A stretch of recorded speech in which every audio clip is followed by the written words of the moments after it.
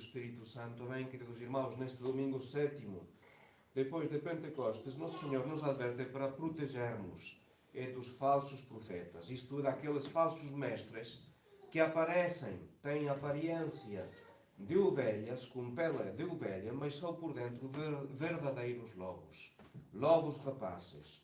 E a regra para distingui-los, os bons dos maus pastores, é bem simples: pelos seus frutos os conhecereis. É uma regra que normalmente não falha. Uma boa árvore só dá bons frutos, uma má árvore normalmente dá maus frutos. Isto é o princípio que sempre foi aplicado por Monsenhor Lefebvre nesta crise da Igreja.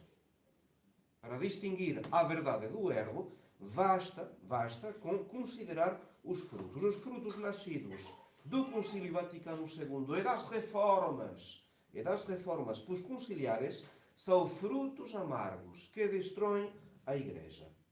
Então, o problema não reside numa fraternidade que supostamente não está legalmente reconhecida. Não, se a fraternidade não está legalmente reconhecida, é porque Roma perdeu a fé. Quando Roma recupere a fé, a razão, o facto de a fraternidade não estar legalmente reconhecida, vai desaparecer, não fará sentido. O problema é ter agora uma Roma que está a defender princípios maçónicos, isto é, liberdade, fraternidade, igualdade. É os princípios maçónicos que a Igreja está agora a pregar na Igreja toda. Então, esse é o problema. Então, claro, disto sempre surge a objeção que é clássica. A fraternidade só vive da crítica. O pessimista sempre está a criticar. Faça o que eu faça, o Papa sempre está a fraternidade a dizer o contrário e a lembrar os erros atuais. Então, parece que não só é um costume, mas é a sua identidade. A fraternidade, a legitimidade da fraternidade depende das críticas. Se não houvesse nada a criticar, a fraternidade não teria motivo para continuar a existir. Então vamos responder a estas objeções. Primeiro, no sentido em que a crítica é necessária. Sim, a crítica é necessária. Eu não posso defender a verdade sem criticar o erro. Em qualquer manual de teologia clássica, antes mesmo de expor uma tese, o que se faz é expor os erros contrários. É o método da Suma Teológica de São Tomás de Aquino. Ela sempre primeiro o que faz é pôr as objeções, as dúvidas. Isto não pode ser porque há tal e tal e tal problema. Então, São Tomás, depois de mencionar as dúvidas, as objeções, dá uma resposta geral. E depois passa a responder a cada uma das objeções. Porquê? Porque desta maneira, vendo o erro contrário, o que aparece mais claramente é a verdade. Vemos em que consiste o erro e onde leva esse erro. Então, é preciso criticar. É preciso criticar. Sem a crítica, a verdade não aparece com a sua clareza. É quem critica o erro tem de criticar também as pessoas que estão a estender este erro. Porquê? Porque o Islão não existiria sem Maomé. Porque o protestantismo não existiria sem Lutero. Porque o anglicanismo não existiria sem Henrique VIII. E hoje o modernismo, concretamente, o que é o modernismo? Sim, é uma teoria, mas que está defendida por pessoas de carne e osso, que têm os seus nomes, as suas histórias, entre os quais estão já vários papas a ensinar sempre o mesmo erro. Então é preciso, para defender a verdade, com frequência, ensinar onde está o problema e quem está a ensinar o problema. Então, isto como o primeiro elemento de resposta.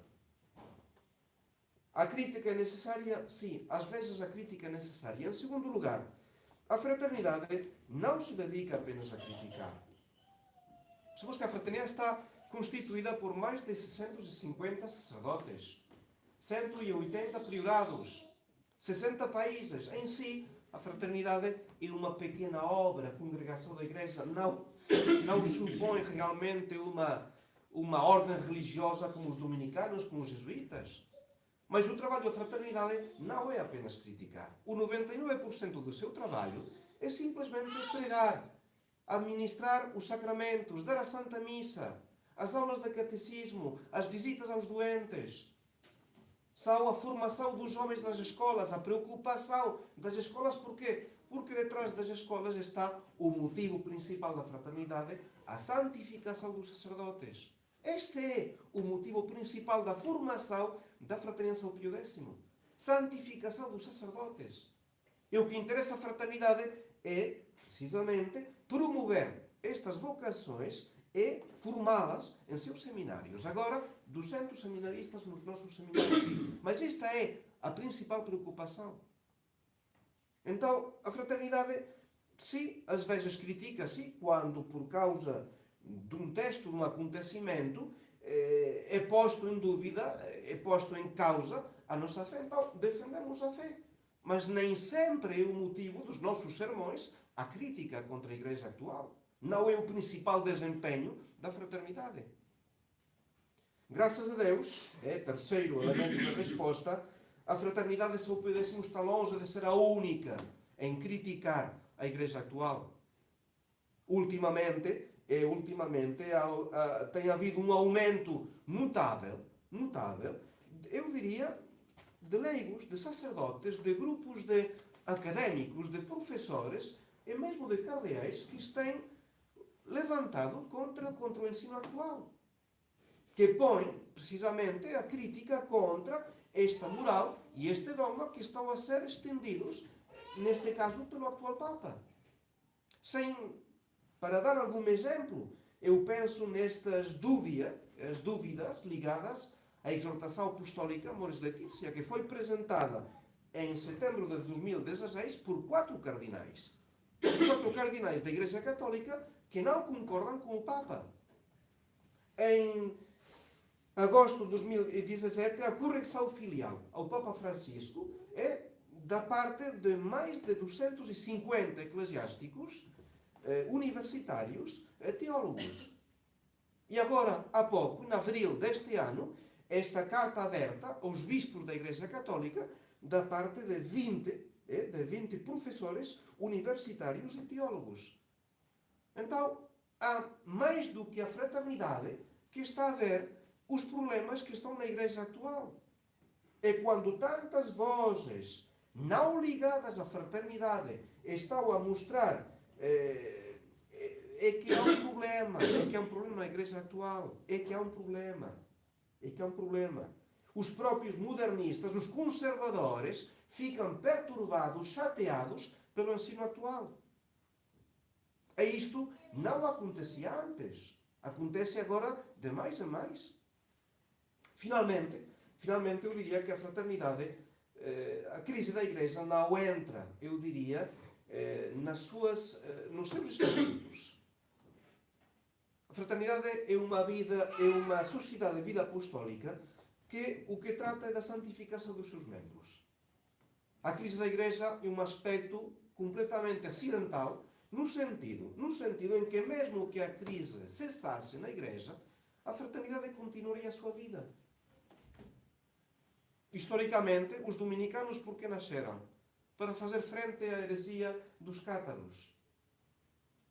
Os jesuítas por que apareceram? Para fazer frente ao erro do protestantismo. Desapareceu o catarismo, desapareceu o protestantismo, não desapareceu, mas a luta inicial desapareceu. Estas congregações continuam a fazer o seu trabalho. O nosso trabalho muito mais modesto, é evidente. Mas, quando esta crise desapareça, nós continuaremos a trabalhar pela santificação dos sacerdotes e pelo bem dos fiéis. Onde está o problema? A crise da Igreja é um aspecto que não influi na vida da fraternidade. O que há é que para defender esta santificação dos sacerdotes é preciso denunciar os erros. Mas pensemos nesta frase do Evangelho: e pelos seus frutos que os conhecereis. A fraternidade tenta aclarar, iluminar as inteligências e depois tenta também ajudar as vontades a praticar a virtude. São 2 aspectos. Por uma parte, ver os erros, sim, mas por outra parte, as exigências da santidade. E faz parte também da pregação de um padre ocupar-se do facto de levar as almas à virtude. É trabalhar a fé é trabalhar também a caridade. São dois aspectos que não se podem evitar. E de facto, se nós vemos aqui para a missa, porquê? Porque eu sou consciente, percebo que para obter a santidade não basta como quem está a me dar na igreja oficial. Se eu quero boas pregações, se eu quero bons sacramentos, se eu quero santificar-me, eu vejo que a igreja oficial é insuficiente para dar-me estas graças que eu preciso. É por isso que eu venho à fraternidade. É uma exigência. Ao mesmo tempo que eu estou a ver o problema, ao mesmo tempo Deus está a me dizer, atenção, se vens da fraternidade é porque tens de procurar a santidade. Tens de ser melhor do que o resto dos católicos. Isto é o que a fraternidade tenta fazer nas suas pregações, nos seus sermões. Ajudar a inteligência a ver o que está a acontecer na igreja, ao mesmo tempo, atenção, não somente a fé, é também a caridade. Temos de praticar as virtudes cristãs para alcançar a perfeição. Então temos de pedir esta graça a Nossa Senhora, porque ela praticou, é certo, é claro, é a fé e a caridade. Praticou as duas virtudes. Praticou a fé perfeitamente. Perguntemos a Nossa Senhora o que ela pensa do ecumenismo atual.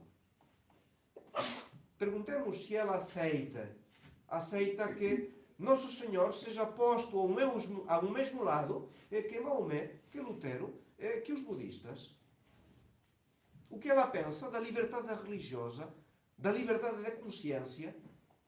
Nossa Senhora aceitava que o seu filho seja submetido a esta humilhação. Nossa Senhora acredita, adora só o seu filho. E o seu desejo é que todos entrem na Igreja Católica para obter a salvação. Ela não pode permitir que as almas fiquem distraídas, afastadas do verdadeiro caminho que o seu filho veio ensinar. Nossa Senhora praticou a fé e ajuda a praticar a fé. E Nossa Senhora praticou a caridade. Foi e continua a ser compassiva, boa, misericordiosa, tem paciência com as almas. E nesta crise da Igreja, infelizmente, nem todas as conversões são ao estilo de São Paulo. Há almas que levam o seu ritmo, que tardam meses, anos mesmo, para ver qual é o problema nesta crise da Igreja, onde é que está o problema, para ver com serenidade quais são os motivos e a reação a ter diante desta crise.